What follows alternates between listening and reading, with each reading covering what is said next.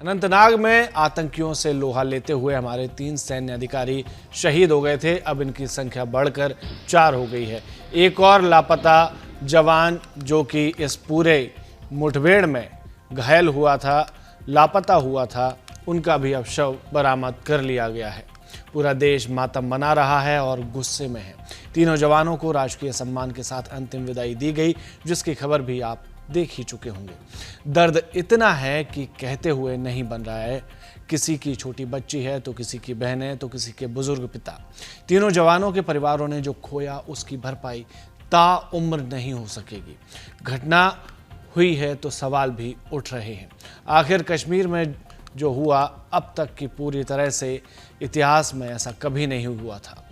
फिर भी वहां पर आतंकवाद कैसे पनप रहा है, ये सवाल खड़ा हो रहा है और ये सेना के लिए इतनी बड़ी चुनौती क्यों बनता जा रहा है। बात को बिना घुमाए फिराए सीधा एक नाम याद कर लीजिए, पीर पंजाल रेंज। ये नाम याद रखिएगा, आगे कई जगह यूज होने वाला है। ये वो इलाका है जो आतंकवादियों का नया ठिकाना बनता जा रहा है। पीर पंजाल कोई गांव या कस्बा नहीं है, बल्कि कई सारे पर्वतों की एक श्रृंखला है, जिसमें आर्मी की भाषा में कहें तो पीर पंजाल रेंज कहेंगे।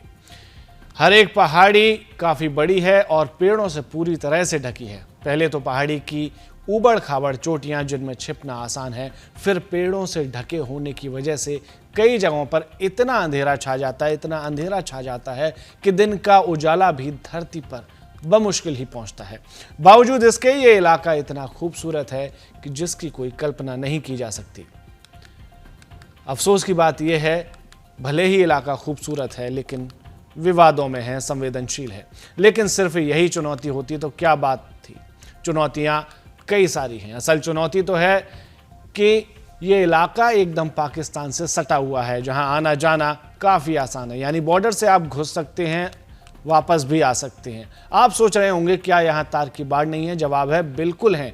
लेकिन अब ज़रा आप इमेजिन करिए कि पहाड़ पर कटीले तारों की बाड़ है जिसे लगाया गया है, लेकिन एक नियत चौड़ाई पर यह ज़मीन के बराबर में ही आ जाती है। और जो नहीं भी हो तो सर्दियों में होने वाली बर्फबारी में इतनी बर्फ गिर जाती है कि इसे आसानी से पार किया जा सके। यही नहीं बल्कि पीर पंजाल की पहाड़ियों पर पाकिस्तान के मोबाइल के नेटवर्क भी मिल जाते हैं, जिससे आतंकियों का काम और आसान हो जाता है। नेटवर्क ना भी पकड़े तो उन्हें बिना सिम वाले मोबाइल ऑफलाइन मैप की फैसिलिटी इंस्टॉल करके दे दिए जाते हैं, जिसके जरिए उनका एक जगह से दूसरी जगह पर पहुंचना और छुपना आसान हो जाता है।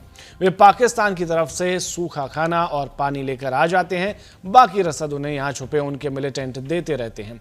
ऊपर से गुजर और बकरवाल समुदायों द्वारा बनाई गई कच्ची झोपड़ियां भी सर्दियों के दिनों में खाली पड़ी रहती हैं, क्योंकि ज़्यादा बर्फबारी की वजह से इन लोगों को पहाड़ी से नीचे जाना पड़ता है, तो छुपने के लिए भी ज़्यादा मेहनत नहीं करनी पड़ती। पहले से बनी बनाई झोपड़ियों में ये आतंकवादी जबरन पनाह ले लेते हैं और कश्मीर के युवाओं को बरगरा कर आसानी से बॉर्डर पार ले जाते हैं और फिर ट्रेनिंग पूरी होने के बाद उन्हें वापस लाकर इस इलाके में छोड़ देते हैं ताकि दहशतगर्दी फैलाई जा सके। जब यह आतंकवाद अपने चरम पर था तब आतंकवादी यहाँ के गांवों तक आकर शरण ले लिया करते थे, लेकिन जब से 370 और 35A आर्टिकल हटा और ऑपरेशन ऑल आउट चलाया गया, तब से आतंकवादियों को सिर छुपाने के लाले पड़ रहे थे और इसीलिए 2019 के बाद से उन्होंने पीर पंजाल रेंज को अपना नया ठिकाना बना लिया।